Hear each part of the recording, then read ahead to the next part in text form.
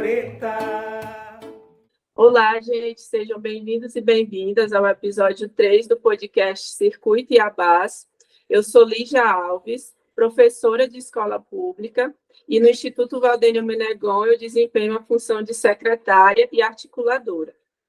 No episódio de hoje, nós vamos conversar um pouco sobre maternidade, mas na perspectiva da maternagem, que é um tema muito importante para nós e para a nossa convidada de hoje. Para o episódio de hoje, nós estamos aqui com a minha parceira de apresentação, mas também professora, ativista do movimento negro, presidenta de honra do Instituto Valdênia Menegon, que é a professora doutora Valdênia Menegon, e com a nossa convidada, a professora, escritora, poetisa Maria Ribeiro. Sejam bem-vindas. Oi, pessoal, tudo bem? Como é que vocês estão aí? A gente espera que esteja todo mundo muito bem, que a gente possa ter aí momentos muito agradáveis. Hoje eu estou extremamente feliz, né, porque estou aqui na companhia de minhas duas grandes irmãs, né, que é a Lígia, né, minha parceira de sempre, e a queridíssima Maria Ribeiro, que é também uma irmã de Quilombo maravilhosa, né? Como a Lígia já disse, eu sou Valdênia Menegon, eu sou presidenta de honra do Instituto, carrego, né, esse marcador, Maria, sabe, de ter um instituto que leva esse nome, né, e às vezes, eu já disse para um monte de gente, né, às vezes eu sinto como se a alma estivesse saindo do corpo, sabe, porque também não sou só eu falando em nome de Valdênia Menegon, né, e aí eu sempre fico muito, muito alerta em relação a isso. E, Lígia, antes de eu passar a palavra para Maria, eu queria falar um pouquinho sobre essa relação que eu mantenho com Maria Ribeiro, né? Nós nos encontramos através desses processos aí de lives, né, de encontros via internet, através de uma grande parceira e também irmã, né, de coração, de luta, de aquilombamento, que é Rosângela Hilário, né? Então, através da Rosângela, a gente se encontrou, né? A Maria fez parte de uma tarde, né, de escuta, né, no Audre Lorde, né? Ela falava sobre o espírito da intimidade, né? Aquele livro maravilhoso da Somé. E foi ali que eu me encantei com Maria Ribeiro, né? E aí eu disse, gente, como é que eu faço para conversar com essa mulher? Né? Fora daquela coisa, né, de estar ali com todo mundo, né? E aí um dia eu mandei mensagem para ela, e aí passou um tempinho e ela respondeu numa simplicidade tão grande, eu disse, meu Deus, uma mulher tão poderosa, né, ligada ao Diversita da USP, nossa, eu fiquei encantada com Maria Ribeiro. E aí depois a gente foi estreitando os laços, e a gente se conheceu pessoalmente mesmo, a gente pôde se dar um abraço, em novembro de 2021, no aeroporto de Brasília, a gente se conectou, né, eu saí daqui do Maranhão, ela saindo de São Paulo, para a gente ir para Rondônia, né, no encontro promovido pela Universidade Federal de Rondônia, né, para a organização da Comissão de Heteroidentificação. Né, e aí a gente marcou de se encontrar lá em Brasília, e foi um encontro lindo, a gente não se desgrudou mais, passamos, eu acho que dois dias, né, Maria, juntas, e foi emocionante, sabe, a gente chorava, a gente sorria, então é muito gratificante estar aqui nesse momento com Maria Ribeiro, porque a gente se chama de irmã mesmo, né? A gente se conecta dessa forma, e é um enorme prazer estar aqui contigo hoje e dizer que é uma honra estar contigo nesse momento, irmã querida. Minha nossa, eu não esperava essa introdução, estou aqui precisando de um tempinho aqui para me reorganizar, porque é uma fala que me alcança num lugar muito bonito, assim, da memória. Então, cumprimentar todas as pessoas, primeiro, que estão nos escutando e nos assistindo, agradecer a Lígia Alves pelo contato e pela paciência com as agendas para que nós pudéssemos estar juntas, as três aqui na noite de hoje. Agradecer também ao Instituto Valdênia Menegon, e em especial à própria Valdênia Menegon, que quando você diz nós nos chamamos de irmã, essa é uma nomenclatura que me faz muito sentido, me faz muito sentido desde o momento em que nós trocamos as primeiras palavras. E essa foi uma experiência bastante chocante, porque eu me desloco, então, da Universidade de São Paulo para a Universidade Federal de Rondônia, e nesse deslocamento tenho a sorte de encontrar Valdênia no aeroporto, e quando duas mulheres negras se encontram, coisas extraordinárias acontecem. E me parece que a coisa que talvez eu queira sublinhar, que é a primeira que me veio na memória, é o cuidado. Eu me sinto assistida, eu me sinto olhada, eu me sinto absolutamente amparada por essa mulher extraordinária que tem sempre um modo de inscrever a sua própria existência no planeta com muita alegria, com muito acolhimento, e aproveitar também essa cena do nosso encontro para agradecer a Rosângela Hilário por ter cruzado as nossas vidas. Rosângela, a professora Rosângela Hilário, a quem eu chamo de Dinda, e Dinda também porque me estendeu essa rede, que é uma rede intelectual e uma rede ativista, num primeiro momento, mas é também uma rede de afetos. Então, eu recebo esse convite para participar do Circuito das Iabás como uma deferência, como uma honraria e como um reconhecimento do meu trabalho por pessoas que são, para mim, determinantes, sobretudo quando eu me dou conta do quão manicomial pode ser a experiência de um corpo negro na universidade pública e poder contar com outros corpos negros, com mulheres negras. Isso foi me emprestando a força que eu precisava para seguir adiante. Então, muito obrigada. Professora Maria Ribeiro, nós queremos ouvir sobre a sua trajetória por você mesma, mas antes eu gostaria de falar um pouquinho, né, uma mini biografia sua. Maria, ela é mãe, cientista social pela PUC São Paulo, mestra e doutora em comunicação e semiótica, é professora no programa de pós-graduação em Humanidades, Direitos e Outras Legitimidades da Universidade de São Paulo e autora do livro Ginecológicas, Nascimento Negro para Além da Tragédia. Nesse primeiro momento, a gente queria poder escutar um pouquinho mais dessa biografia, né, com informações e características que só você mesmo pode trazer para a gente nesse momento. E, de fato, nós iniciamos agora o nosso bate-papo e queremos muito ouvi-la. Fique à vontade. Obrigada, Lígia. Eu sempre fico pensando por onde é que eu devo puxar o fio, mas eu acho que eu vou começar por onde as coisas começam, que é pela figura da mãe, seja essa mãe, esse corpo social, seja essa mãe em sentido mais ampliado para pensar a nossa casa e o nosso planeta. Então, eu cresci na periferia de Osasco, num bairro chamado Jardim da Abril, e tenho na memória, as minhas primeiras memórias de infância. Eu já sou um pouco mais velha, não tenho memórias de muito menor do que talvez 10, 11 anos, e essas memórias elas são coincidentes com a eleição da minha mãe para vereadora de Osasco. E eu me lembro que nós participávamos, eu e os meus irmãos, ativamente, assim como meu pai, da campanha. Lembro de em comícios, em assembleias, lembro de limpar o chão das casas que a minha mãe alugava para tornar creches públicas. Então, a vida pública, ela sempre foi alguma coisa muito doméstica para mim.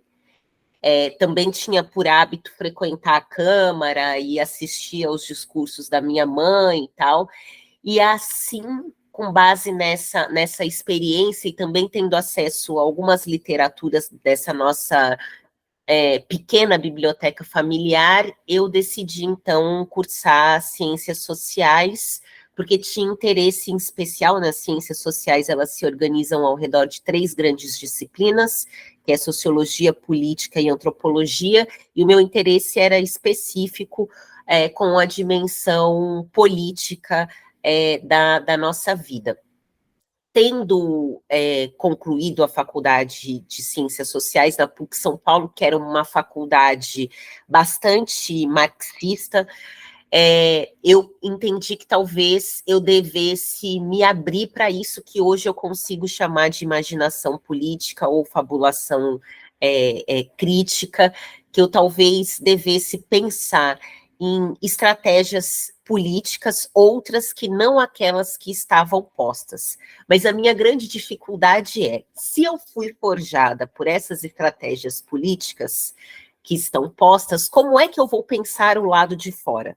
Toda a gramática que eu tenho disponível, ela me aponta para as coisas como elas estão.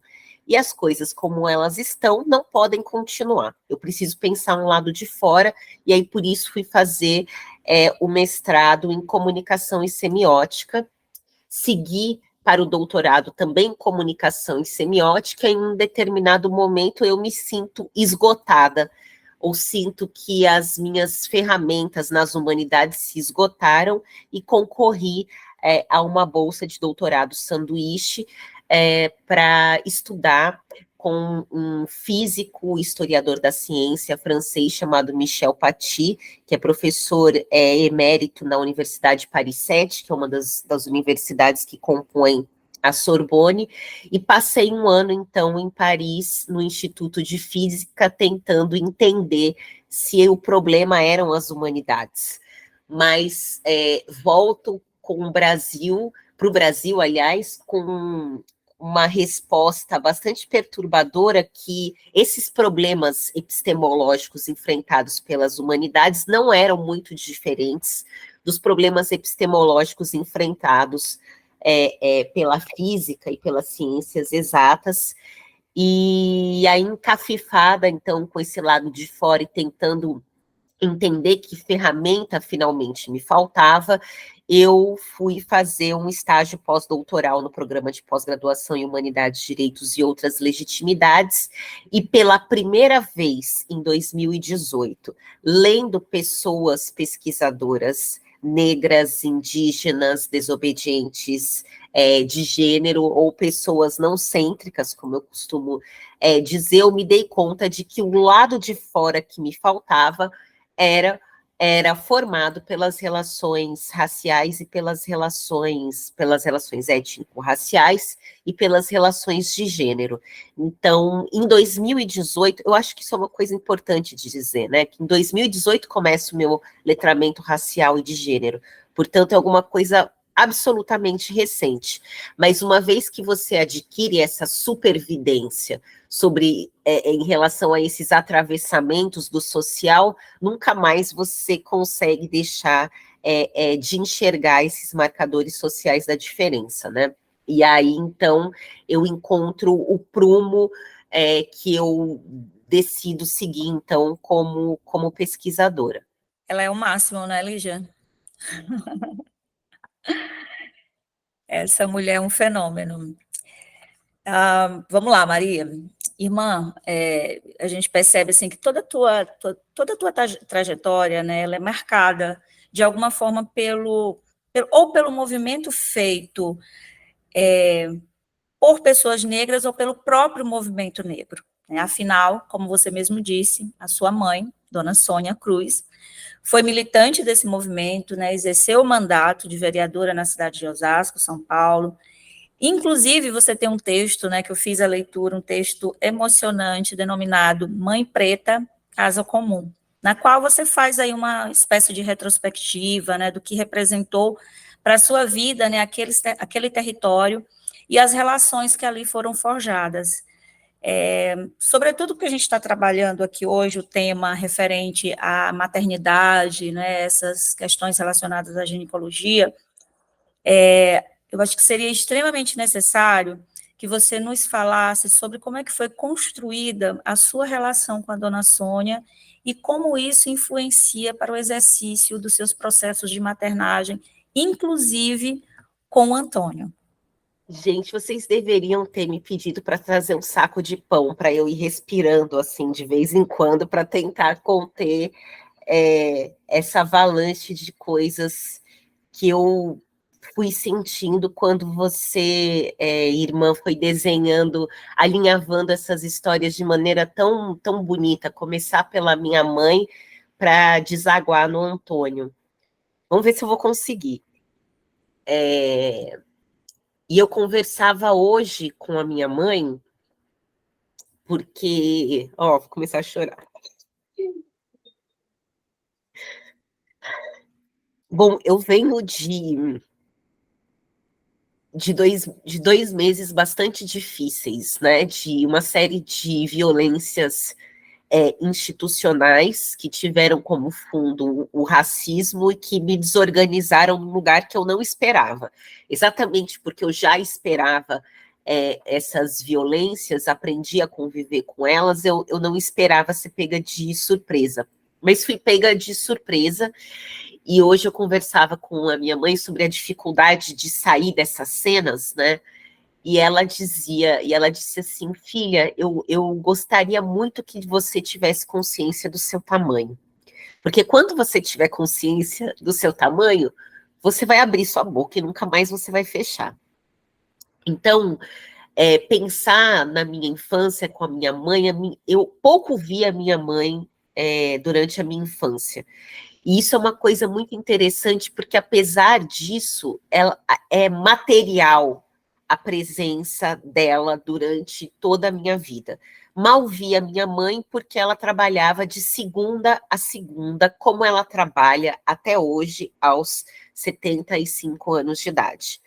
Então, por exemplo, festas de aniversário, Natal, Ano Novo, o meu pai colocava a gente na caravan, e a gente ia para o hospital onde ela estava de plantão para levar uma ceia, uma flor, um presente, e a minha infância toda foi assim.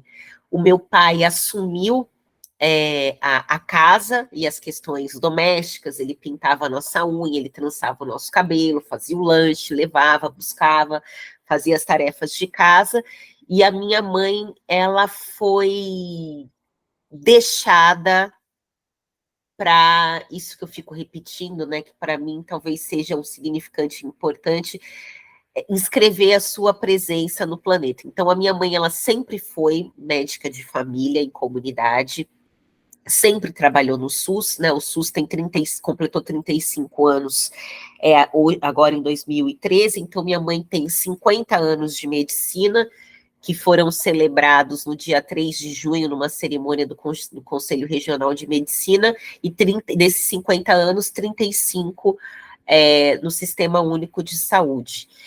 Então, eu acho que a minha mãe, ela me empresta uma noção de rede. Eu não sei como é que uma pessoa se transforma numa rede. Ela tem essa característica de polvo, de 1000 tentáculos, como ela cresce numa comunidade muito, muito, muito pobre, em Salvador, num bairro chamado Palmiúdo. E a comunidade que é responsável pelo cuidado daquilo que é comum, né? Então falta água, falta comida, as pessoas vão prestando atenção umas nas outras e vão se assistindo, uma vez que o modo como o Estado se põe presente naquele território é por meio da sua absoluta ausência.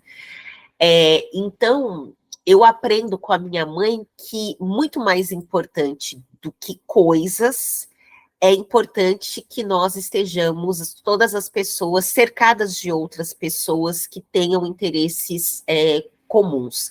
E o mais importante interesse comum é a própria ideia de comunidade. Eu me lembro, por exemplo, quando ela era vereadora, tinha uma coisa de, se a criança estivesse na escola, ela já tinha sido eleita, a mãe levava o boletim ou uma carta da escola e aí todo mês ia buscar um ticket, um vale-leite, uma coisa assim. E eu tinha 12 anos, e aí as pessoas tocavam na minha casa, e aí uma mãe não levou o boletim. E aí eu não dei o leite, como secretária que era, eu falei, não, eu não posso dar o leite. E eu lembro que minha mãe me deu uma bronca, assim, absurda. Ela falou, filha, essa é uma encenação. né? Isso aqui é uma encenação. As pessoas que vêm buscar leite na porta da nossa casa, muitas pegam um ônibus para chegar até aqui, elas estão precisando de leite, elas precisam comer. Então, você nunca negue o leite para quem quer que seja. E eu acho que isso volta com a minha gestação, volta com o Antônio. Nunca negar leite do ponto de vista biológico, porque eu pude amamentar o Antônio até os 4 anos de idade, exatamente porque tive uma rede, mas nunca negar leite significa também isso de oferecer um espaço de existência. E aí, quando eu me vi mãe, eu me lembro que eu disse assim, bom, agora eu vou ter que, agora que eu já gerei, já gestei, já amamentei, eu preciso assistir o que é que essa pessoa vai fazer com a própria vida, né? E então a relação com o Antônio, ela sempre foi uma relação muito dialogada, uma relação de muito respeito. E hoje, quer dizer, no domingo ele faz, dia 18 de junho, ele fará 8 anos de idade, e eu já não consigo calcular quantas coisas eu aprendi com ele, inclusive voltando para essas cenas do racismo, alguns momentos que ele me dizia, ele me via triste e tal, e aí ele disse assim, aí eu já vou passar a palavra, tá, gente? Mas o que eu achei extraordinário, ele disse assim, você empresta o seu celular que eu vou colocar uma música para você, mas olha, é uma música que fala muitos palavrões. Aí eu falei, tudo bem. Aí ele pegou e colocou Olho de Tigre, do Djonga, que em algum momento vai falar fogo nos racistas, né? E aí falava os palavrões, aí, não, eu falei e tal. Aí ele desligou, ele falou, e aí, como é que você está se sentindo? Eu falei, eu estou me sentindo muito melhor, porque eu acho que muitas vezes, quando a gente sofre o racismo, a gente precisa falar palavrões e gritar, e, então obrigada por ter me dado passagem para esse sentimento que estava me adoecendo, e agora eu posso seguir. Então, acho que isso, oferecer o leite, né? Oferecer o alimento para que o outro seja aquilo que ele decidir ser nessa passagem pela Terra. Lígia, literalmente, eu acredito que esse podcast vai ser muito feliz, porque ele vai ter muitos risos, mas ele também vai ser extremamente emocionante. Maria, a ideia desse podcast, assim, foi trazer essa conversa com todas as convidadas e convidados, assim, uma conversa muito leve e que a gente possa expressar realmente o lugar de onde a gente veio, como a gente se expressa, como a gente percebe o mundo, como a gente é uma força vital. E aí, lembrando, eu percebi na tua fala aí sobre a dona Sônia, tu dizendo assim, que não sabe como uma pessoa consegue ser rede. É a mesma coisa, a gente pode dizer que cada um de nós é um quilombo, né? O quilombo, ele vive em cada um de nós, né? Então, é por isso que ela consegue ser rede, né? E essa ideia do alimento, né? Essa vinculação do leite com você gestar pessoas, e isso independe da questão uterina, né? Quando você alimenta os outros, não é só a questão do alimento para manter aquela pessoa viva em termos físicos, né? Mas alimentar por exemplo, de literatura, alimentar de cinema, alimentar de esperança, né? Alimentar a pessoa para que ela enfrente o racismo, alimentar a pessoa para que ela possa potencializar outras pessoas, alimentar a pessoa para compreender o tempo, o momento, os horários, que pode, que não pode, né? Alimentar a pessoa ou as pessoas é muito daquela nossa percepção mesmo de que a gente não vive só, né? Eu sou porque nós somos, né? Eu acho que é mais essa lógica. Eu acho que a dona Sônia tem muito para ensinar para a gente. E também pelo fato de que ela é mãe da Maria Ribeiro, né? Do mesmo modo como não é só o Antônio que é filho da Maria Ribeiro, né? A Maria Ribeiro é mãe do Antônio e de muitas outras pessoas. Maria, nós, do Instituto Valdênia Menegon, a gente carrega como um marcador das nossas relações, né, e das nossas pautas e processos, a maternagem no sentido africano, né, de ser e de viver no mundo. Isso significa que a gente compreende que as mulheres, em sua diversidade, possuem uma simbologia marcadora da nossa existência nesse mundo. Nós somos aquelas que potencializam as comunidades, né, nas quais nós estamos inseridas. A gente também compreende que a maternagem está além do útero, ou não apenas do útero, né? E que é um exercício que deve ser realizado tanto pelo feminino como pelo masculino que existe em cada um de nós. Maternar é potencializar, é gestar pessoas. E eu sei que você tem uma relação muito próxima com esse tema, já que por muito tempo, né, você lida com situações que envolvem parto, que envolvem violências das mais variadas espécies, né? Então, a gente queria saber como é que você compreende a maternidade, né, ou aquilo que a gente fala aqui sobre maternagem.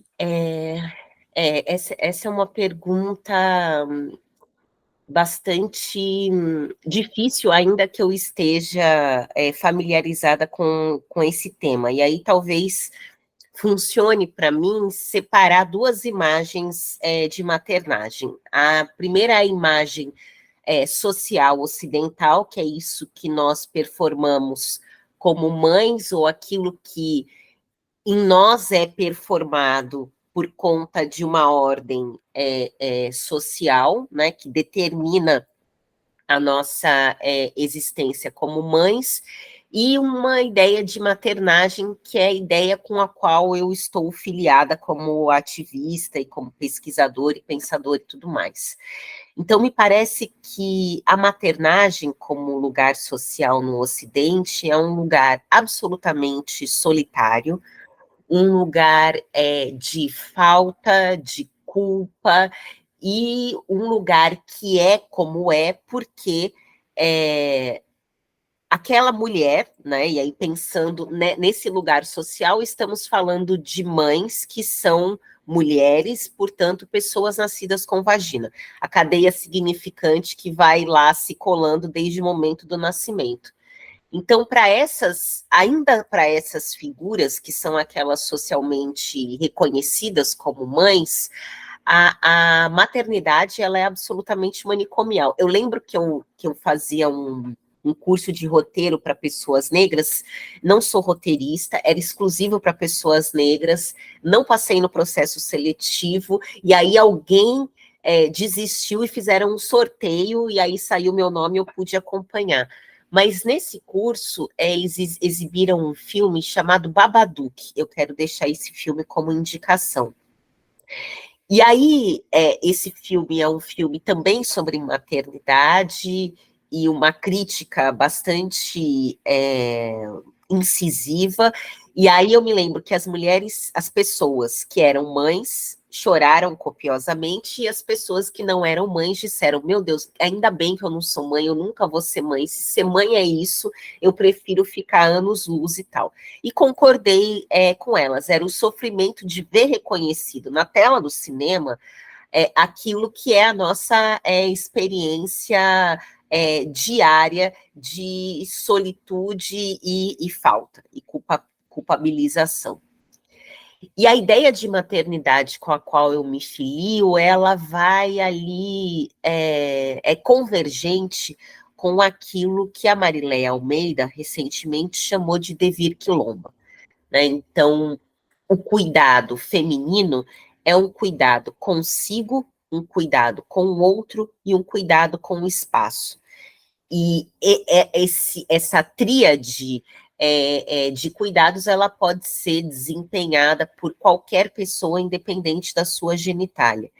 Então, nesse sentido, eu entendo que pode maternar qualquer pessoa habilitada a atender aquelas exigências mais imediatas de uma criança. E o que eu estou chamando de exigências mais imediatas é um conjunto bastante restrito de coisas, porque outras exigências são da ordem exatamente da coisa pública, né? Como nós acordamos lá na nossa Carta Constitucional, que educação, saúde, inclusive em educação, eu fui consultar a Constituição recentemente para um artigo, em educação consta o direito à fabulação, né? O direito a você não ser solapada, não ser, sofrer esse efeito pavimentador da ordem social, para além daquilo que você deseja. Então, eu organizaria essa ideia de maternagem com a qual eu me filio, porque a outra, todas nós estamos plenamente habituadas, ou se não somos mães, conhecemos mães e sabemos como as mães vivem, com essa ideia de você, apesar de ter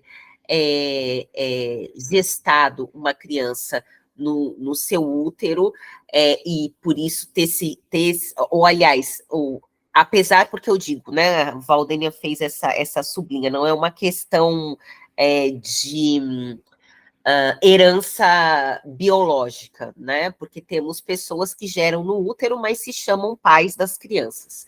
É exatamente reconhecer que uma pessoa que estende o seu cuidado em direção a uma criança da nossa comunidade não pode sofrer quaisquer outros efeitos, né, pelo fato de ter escolhido cuidar de alguém da nossa comunidade. Essa pessoa deve ser apoiada nos seus desejos, na maneira como ela se veste, na maneira como... os lugares em que ela frequenta, as decisões que ela toma sobre a própria vida. Então, me parece que o nosso entendimento africano, né, como diáspora, desse cuidado, entende que todas as pessoas da comunidade devem se ver bem, devem bem viver. E aí o cuidado, ele vai entrar por qualquer porta, seja pela porta da mãe, da avó, do tio, da vizinha, né, como me ensinou uma Cota Cássia recentemente, numa aula em que ela deu na Universidade Federal de Minas Gerais, e acho que isso. Acho que isso. Professores também, né? Professores e professoras, né, Maria? Também gestam muito, né, os seus estudantes, né, seus alunos, né? Sempre um processo de potencialização, né? Eu vejo muito assim a educação como esse processo também, sabe? Onde, para mim, Valdênia, esse processo de maternagem, para além da Júlia Menegon, né, a minha filha biológica, né, vamos dizer assim, uterina, mas assim, o processo educacional, seja em sala de aula, ou seja, na gestão da escola, para mim, é um dos espaços mais potentes de maternar. Né? É incrível como eu consigo me realizar, sabe, através dos estudantes. Inclusive, eu digo a eles e a eles que nesse mundo tão adoecido, eles me auxiliam a não passar por tantos processos utilizando medicação, né? Porque a maternagem, nesse sentido que a gente está trabalhando aqui, ela cura, né? Porque ela alivia a nossa cabeça, né? Essas estruturas que nos levam para baixo quando a gente está nesse processo de maternar, né? Nos alivia e faz parte dos nossos processos de cura também. Vamos lá, Lígia. E eu queria só complementar a tua fala, Valdênia, que me veio à mente agora, né? E é por isso que essa questão da educação, realmente, ela não é uma profissão que pode ser comparada com qualquer outra.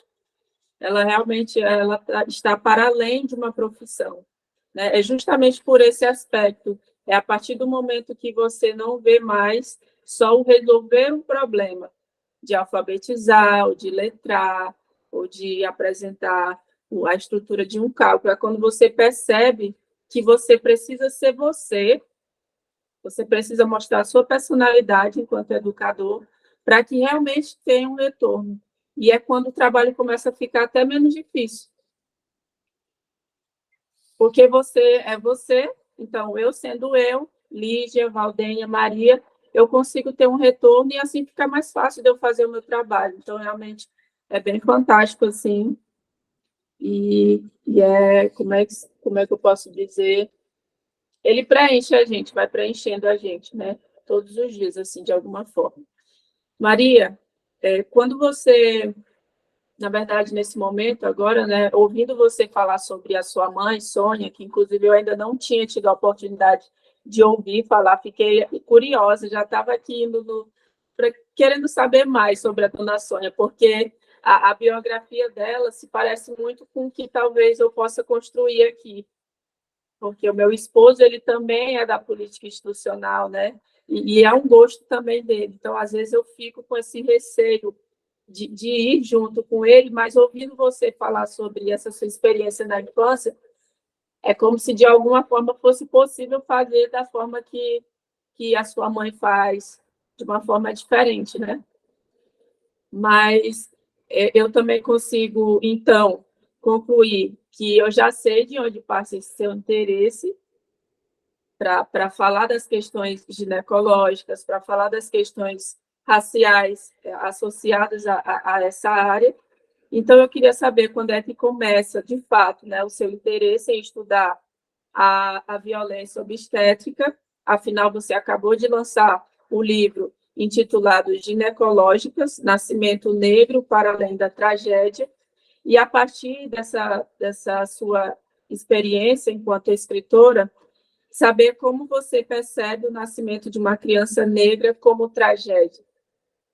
Explica um pouquinho aí para a gente essa sua experiência, que inclusive foi uma das últimas, agora com o lançamento do livro, então está bem recente.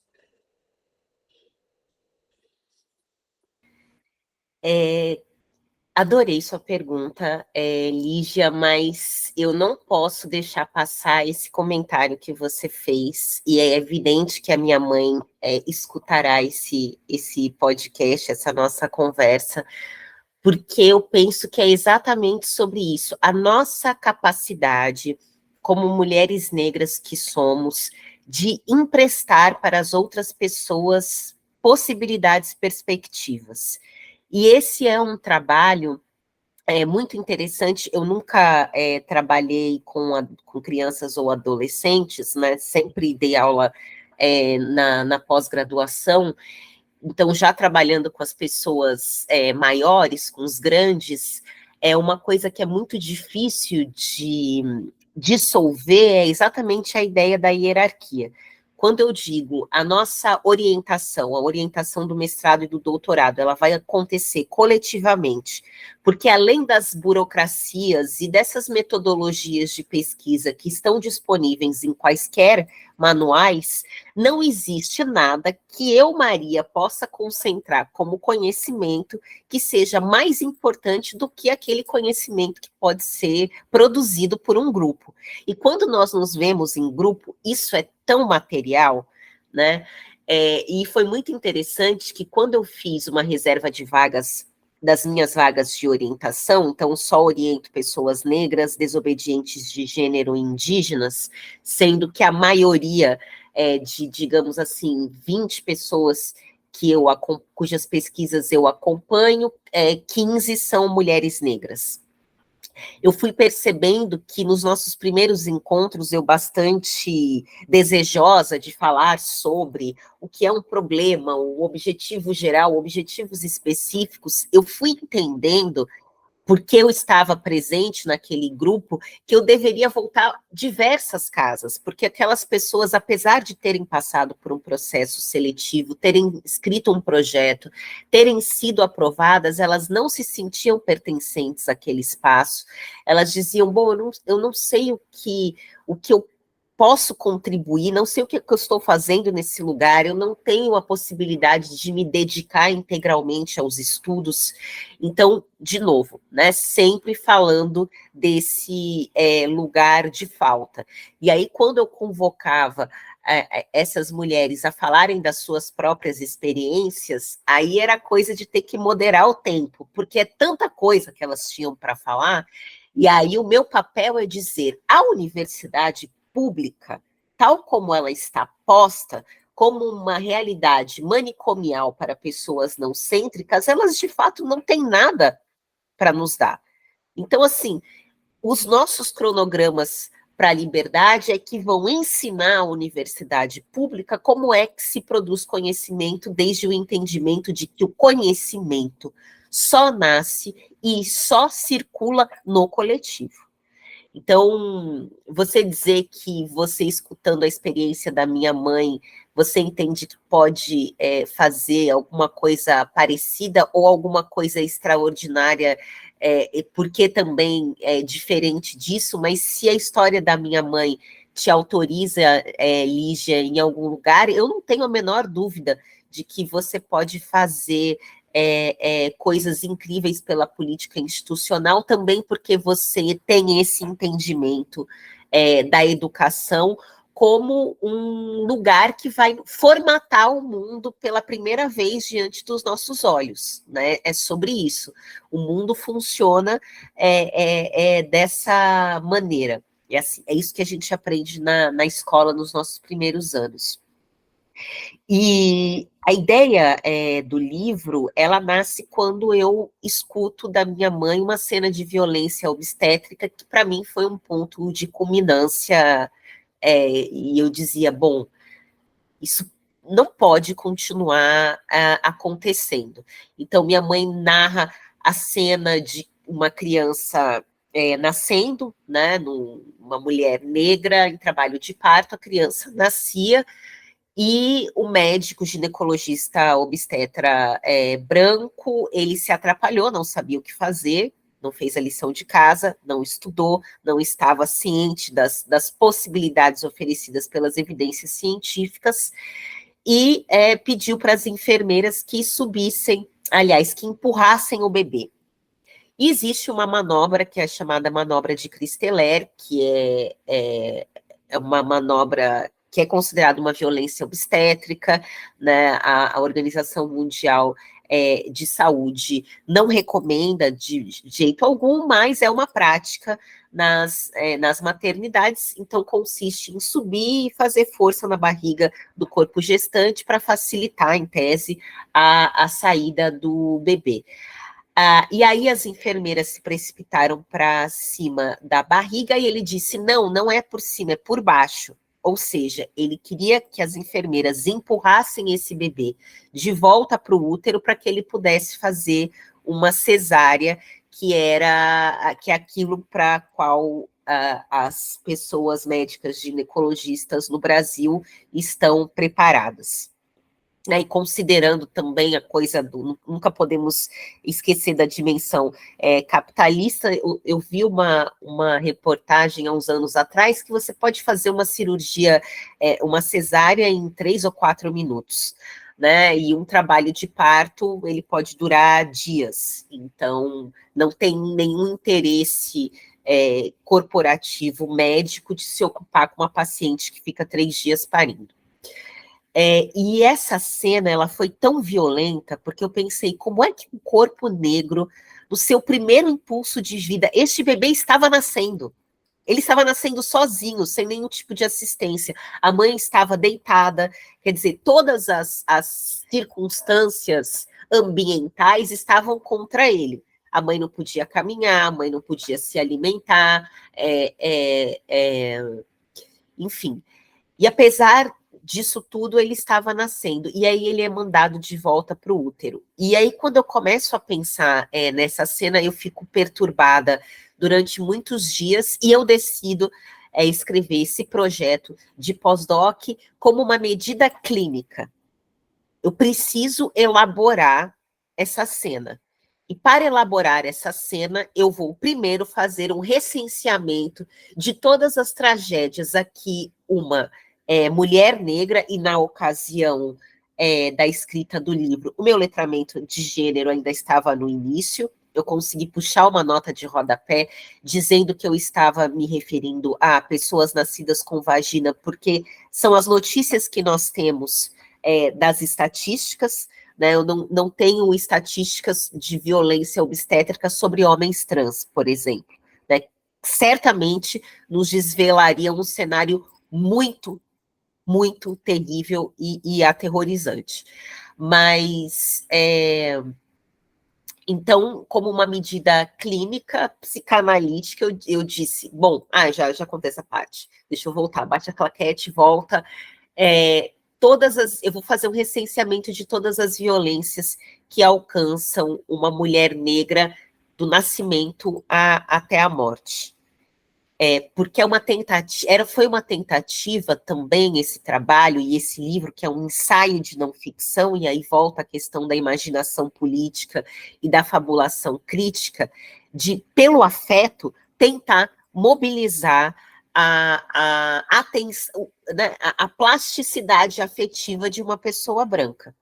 Porque eu não acho que esse seja um livro para pessoas negras, para mulheres negras. Eu não acho que seja um livro que as mulheres negras precisem ou devam ler. Eu acho que este é um livro para que pessoas brancas possam entender onde alcança a violência. A gente precisa de um entendimento um pouco mais sofisticado sobre o racismo. O racismo não é arremessar banana no Vini Júnior. Essa expressão mais superficial. A gente precisa entender os efeitos desorganizadores de uma cena como essa. E uma cena como essa que, no momento do nascimento, marca um trauma inicial. É assim que você é recebido na vida. A sua primeira experiência fora do útero é uma experiência de violência. E assim será ao longo da sua vida se nós não nos levantarmos contra circunstâncias como essas. Gente, que aula. Maria, é muito bom te ouvir, gente. É um aprendizado. Eu conheço as expressões da Lígia, então já vi a Lígia se emocionando aqui umas 4 vezes, nitidamente. Tu é incrível, assim, o teu jeito de falar. A Maria é poesia, né, Lígia? A Maria é uma poesia ambulante, né? Então, eu sempre digo isso para ela, né? Inclusive nos momentos assim mais difíceis que a gente já passou juntas, eu sempre digo para Maria, né? Maria, você é poesia, né? E depois dessa aula que você deu aí, para a gente compreender também, né, o quanto que o racismo ele é sofisticado,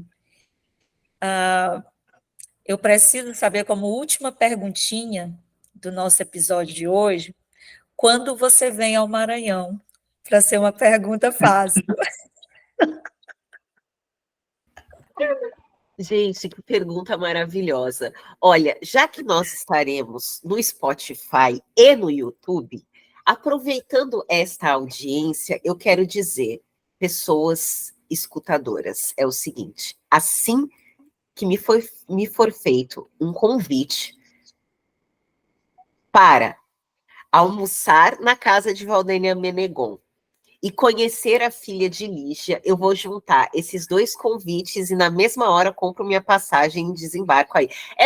Isso de tudo aquilo que nós dissemos é o que está mais fácil. Pois convite feito.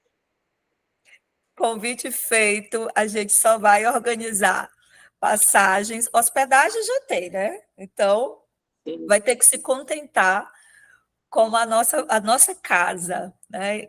Que é muito acolhedora, né? Então, a nossa casa é o nosso coração, a nossa cabeça, né? E aí a Maria é trato feito, né? Vai vir para o Maranhão só para ela sentir esse calor, Lígia, já que lá está 18 graus, ela vem para cá, para o Maranhão, para ela sentir esse calor que é essa alegria também que a gente tem muito por aqui, apesar das tragédias.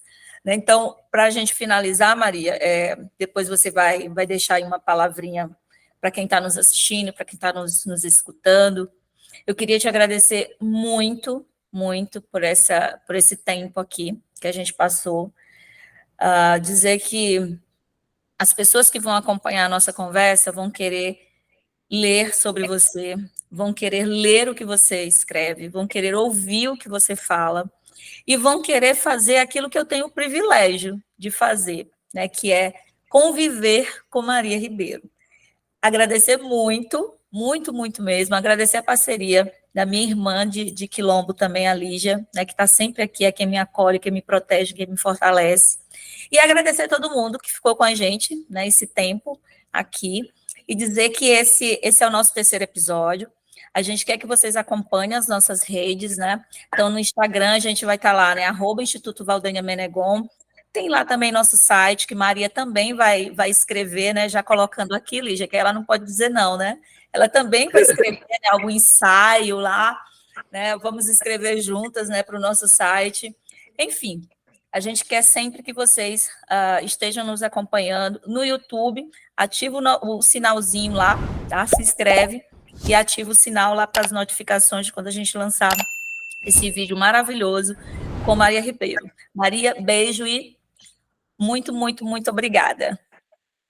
Gente, eu quero agradecer imensamente esse convite. Eu lembro que quando Valdênia disse que se chamava Circuito das Iabás, meu Deus, mas o que é que eu vou fazer nesse lugar? Não me reconheço nesse lugar, mas entendo também que estou num espaço muito comprometido com que eu possa ser aquilo que eu quiser. E assim, o espelho, Valdênia Menegon, que você me levanta diante todas as vezes em que nós nos encontramos, é das coisas mais lindas de se ver. Quando eu boto fé nas palavras que você compartilha comigo, eu me sinto me curando, assim, imediatamente me curando. Então, muito obrigada por esse convite. Para você é sempre sim. Eu estarei no blog, estarei no Maranhão, estarei onde você quiser. E as pessoas podem acompanhar o meu trabalho no Instagram, @Dona Maria Ribeiro, no YouTube, Dona Maria Ribeiro. Podem me mandar inbox, eu sou bem facinha, sempre respondo, gosto de gente. E agradeço também ao Instituto Valdênia Menegon e a Lígia pela possibilidade também de conhecer outras pessoas, porque vocês estão espraiando a minha voz para outros lugares, e eu me levanto diante desse carinho e desse reconhecimento. Muito, muito obrigada. Ai, gente, eu também gostaria muito de agradecer. Não irei me estender, porque diferente de vocês duas, quando eu começo a chorar, eu fico muda de vez, eu não consigo voltar. Então, queria agradecer a Maria por conhecer um pouquinho mais da história dela, que já sempre ouço falar muito bem pela voz da Valdênia. Agradecer a Valdênia por tornar sempre qualquer projeto e qualquer ação nossa possível, fácil, e faz parecer até fácil, porque ela deixa muito na nossa mão, ela deixa a gente fazer como a gente acha melhor, e acaba saindo como saiu agora, né? Uma conversa maravilhosa, e eu sei que vai ser uma publicação, assim, fantástica. Muito obrigada e boa noite, e até a próxima.